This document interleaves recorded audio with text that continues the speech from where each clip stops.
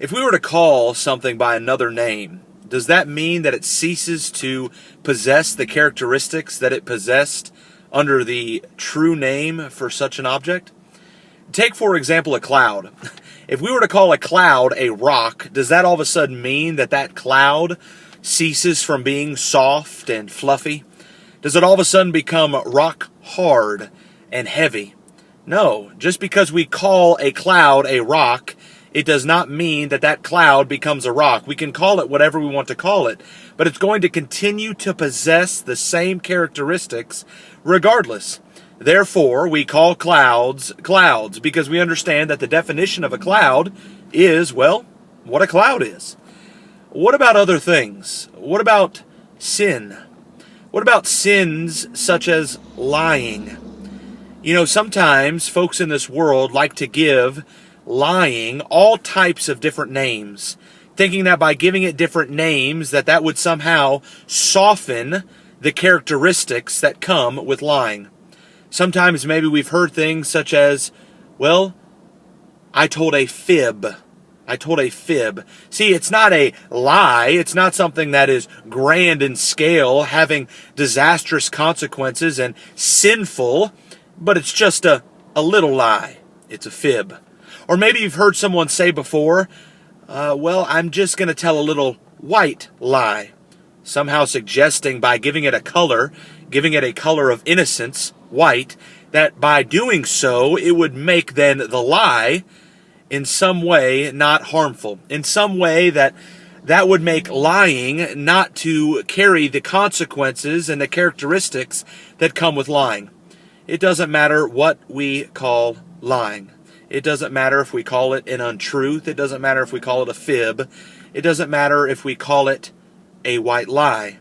A lie is a lie. And to speak a lie, to engage in lying, is sinful. And God has told us what the consequences of lying are going to be. In Revelation chapter 21 in verse 8, John the Apostle writes the following, "But the fearful and unbelieving and the abominable and murderers and whoremongers and sorcerers and idolaters and all liars shall have their part in the lake which burneth with fire and brimstone, which is the second death."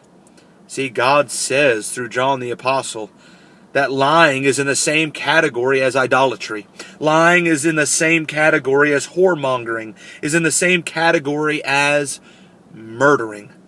See, lying, it doesn't matter what we call it, it is going to bring us the same consequences as engaging in other types of sin, such as murdering, whoremongering, sorcery, and idolatry.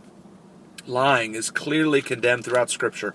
It's one of the things that God hates. Proverbs chapter 6 and verse 17. We learn in Ephesians chapter 4 and verse 25 that we're to put away lying and speak every man truth with his neighbor. God has plainly communicated to us that lying is unacceptable.